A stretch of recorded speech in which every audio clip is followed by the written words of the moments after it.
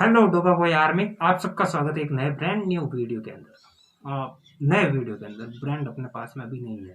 तो डोबा boy army, आपने अक्सर मोमिनों के मुंह से यह सुना होगा कि इस्लाम ने परिवार की अहमियत आपको दी। इस्लाम ने बताया कि बाप भाई बहन के रिश्ते कैसे होने चाहिए।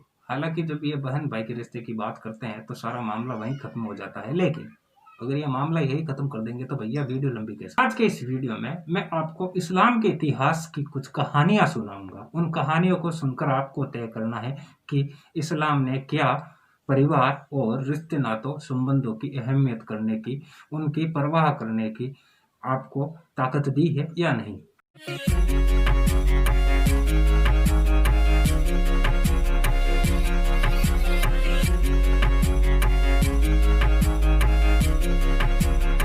तो सबसे पहले हम जानेंगे इस्लाम के अंतर्गत एक बाप बेटे का रिश्ता कैसा होता है।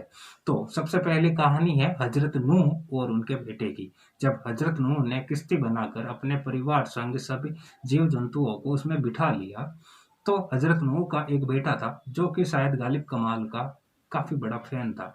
तो हजरत नूह ने उससे कहा कि आप कश्ती में आ जाएं, आज पूरी धरती पानी में डूब जाएगी। लेकिन हजरत नूह के उस बेटे ने गालिब कमाल की सोच को अपनी सोच से मिला लिया था, इसलिए उसने उस कश्ती के अंदर बैठने से मना कर दिया। अर्थात उसने इस्लाम अपनाने से, कलमा पढ़ने से, तौबा करने से मना कर दिया। अब बाप तो बाप होता है। तो हजरत नून जिनके काफी ऊपर तक रिश्ते थे, काफी ऊपर तक जान पहचान थी, उनने सोचा कि क्यों ना बेटे को अपनी जान पहचान यूज करके अपने संबंधों को, खुदा के साथ में अपने संबंधों को यूज करके बचा लिया जाए। तो उनने खुदा को बोला कि हे खुदा, ये मेरा बेटा है, कृपया आप इसे बचा लें।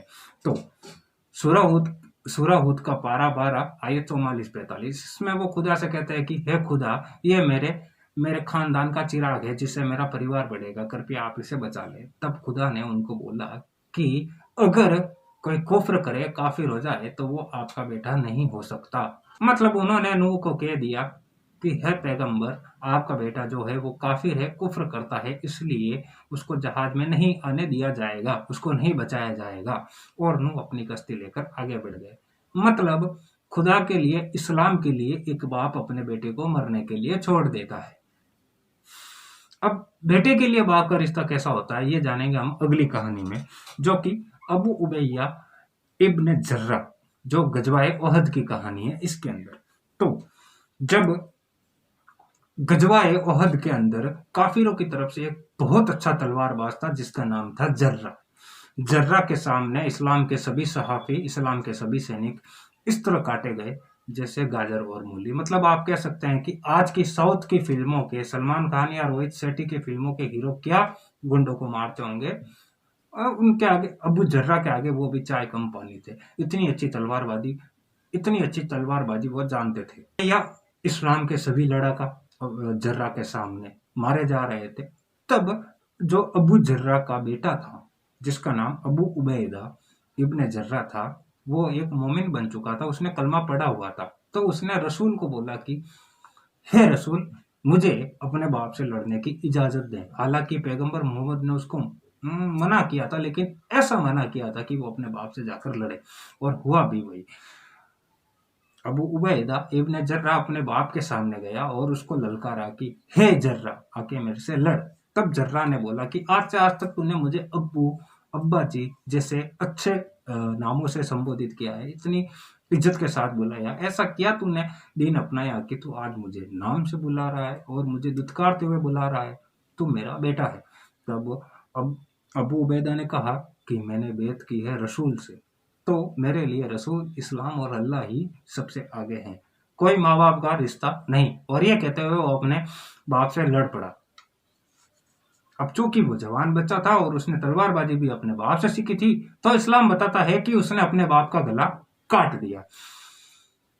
बाप का गला काटने के बाद वो रसूल के पास गया कि हे रसूल, आपने मना किया था लेकिन मैंने अपने बाप को मार दिया, क्योंकि वो सहाबियों को मार रहा था और अगर उसको नहीं मारा जाता तो वो सारे इस्लामी सैनिकों को मार डालता। तब रसूल ने कहा कि हाँ, मैंने तेरे को मना किया था, लेकिन तूने मुझे बहुत खुश किया है, तूने अल्लाह को बहुत खुश किया है। और उसको इनाम में क्या मिला? अल्लाह के रसूल ने अपने सहाबियों को बोला कि अगर आपको एक जिंदा चलता फिरता जन्नती देखना है तो अबू उबैदा को देख लो। मतलब अब तक की दो कहानियों में हमने जाना कि बाप के लिए बेटा और बेटे के लिए बाप तभी तक है जब तक वो ईमान रखते हैं इस्लाम पे, खुदा के रसूल के ऊपर। हाँ, अगली कहानी है वो चाचा भतीजे के संबंधों के ऊपर है। हालांकि इसमें शिया और सुन्नी दोनों की अलग अलग राय है, लेकिन अगर हम दोनों रायों को लेकर चले तो आखिर अंत यही निकलेगा कि उस्मान जो थे वो शामिल थे अपने चाचा के कत्ल में, और खुदा के रसूल ने यह जानते हुए भी कि मुगीरा बिन अबी आस जो कि उस्मान गनी का चाचा है, उसको मारने का आदेश उसके सामने ही दे दिया। अगर आप नहीं जानते हैं मुगीरा के बारे में, तो मुगीरा वो था जिसने ये क्लेम किया था, वो डिंगे मारता था कि जो खुदा के रसूल के जो दांत तोड़े हैं पत्थर मारकर, वो मैंने ही तोड़े हैं, और उसके साथ साथ जो हजरत हमजा का जो कत्ल किया है वो भी मैंने ही किया। हालांकि सिया जो किताब है वो कहती है कि उन्होंने ही रसूल के दांत तोड़े थे, और सुन्नी किताबें कहती है कि वो नहीं था जिसने रसूल के दांत तोड़े। लेकिन जब खंदक का जो गजवा हुआ, खंदक का जो युद्ध हुआ, उसके अंदर मुगीरा काफिरों की तरफ से खुदा के रसूल से लड़ने आया था। जब खंदक का युद्ध काफिर हार गए तो वो सारे चले गए, लेकिन मुगीरा को वहां पर नींद आ गई। मुगीरा को नींद आने के कारण उसे पता नहीं चला कब सुबह हो गई, और उसे याद आया कि अब वो मदीना में है और उसे खुदा के रसूल ने वाजिबुल कत्ल करार दिया है। फिर वो अपने भतीजे उस्मान के पास में गया। सिया किताबें ये कहती है कि उस्मान ने उसे 3 दिन तक छुपाए रखा, उसको खाना पानी दिया, उसको रहने की व्यवस्था की, और उसे मदीना छोड़कर भागने में मदद करने की कोशिश की। सुन्नी किताबें कहती है कि मुगीरा को मारने के लिए उस्मान गनी ने ही मुगीरा को मारा था। तो मतलब आप कह सकते हैं कि जो चाचा भतीजे के भी रिश्ते हैं वो इस्लाम के सामने नहीं ठहरते हैं। अगर आपका चाचा या आपका भतीजा काफिर है तो वो वाजिबुल कत्ल है। मौसी के साथ में आपके संबंध कहना कैसे होने चाहिए, इसके बारे में इस्लाम के इतिहास से यह कहानी निकल कर आती है कि खोला बिन्त हकीम अल सलमिया नाम की एक औरत थी जो उस्मान बिन मजूम की बीवी थी, और वो नबी मोहम्मद के साथ में हिजरत करके मक्का से मदीना आ गई थी।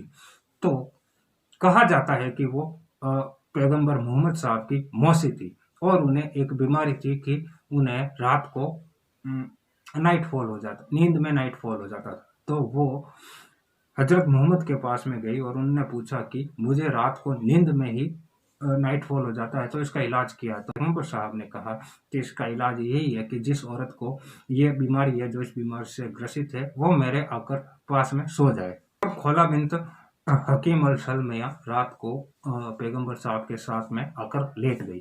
जब आयशा को ये बात पता चली, जो कि मोहम्मद साहब की बीवी थी, उनको जब ये बात पता चली तो उन्होंने खोला बिन हकीम को काफी दुत्कारा और बोला कि आप ऐसा कैसे कर सकती हैं कि आप अपने ही भांजे के साथ में आकर सो गई।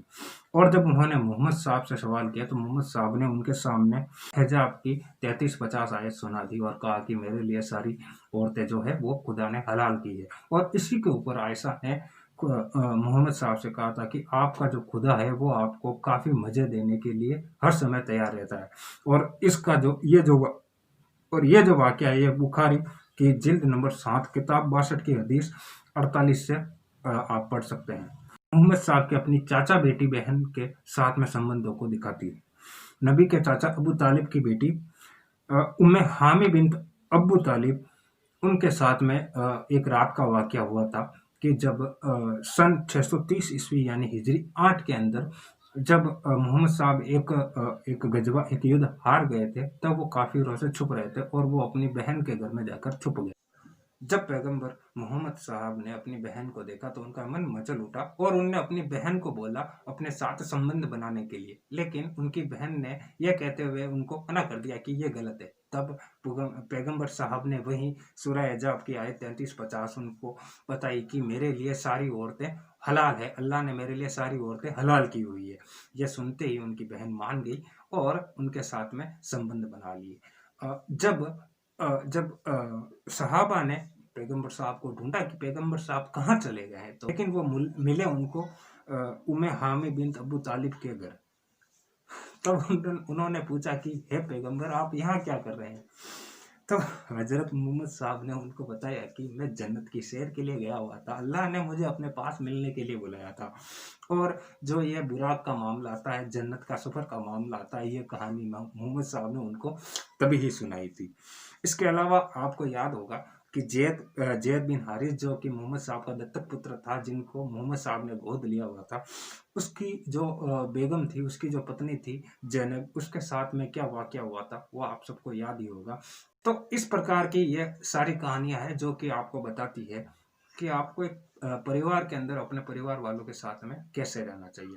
अक्सर मोमिन जब ये कहते हैं, मैंने अक्सर मोमिनों को ये कहते हुए सुना है कि जो इस्लाम छोड़ता है, जो धर्म छोड़ता है, वो अपने माँ-बाप का नहीं होता। मेरा सवाल उनसे एक ही है कि यदि आपके सामने आपका पिता, आपका भाई, आपकी बहन, आपकी माँ, आपकी पत्नी, कोई भी आपके सामने अगर इस्लाम छोड़ दे, तो क्या उसका जो सर है वो तन के ऊपर रहेगा या उसका गला काट दिया जाएगा?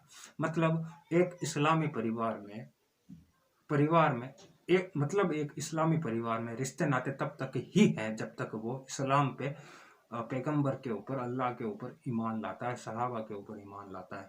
अगर उसका ईमान जरा सा भी डोला तो गर्दन कट गई। तो साथियों, इन कहानियों को सुनकर आप सोचिएगा ज़रूर कि आपका धर्म, आपका मज़हब आपको रिश्ते नाते निभाने से कहाँ तक आपकी सहायता करता है। कमेंट में बताइएगा कि कौन सी कहानी से आपको परेशानी है, कौन सी कहानी ऐसी है जो इस्लामी इतिहास में नहीं मिलती है या जिसकी मैंने गलत व्याख्या कर दी है। इस वीडियो के बारे में अपनी राय कमेंट बॉक्स में ज़रूर बताइएगा और इन द एंड सोचिएगा ज़रूर।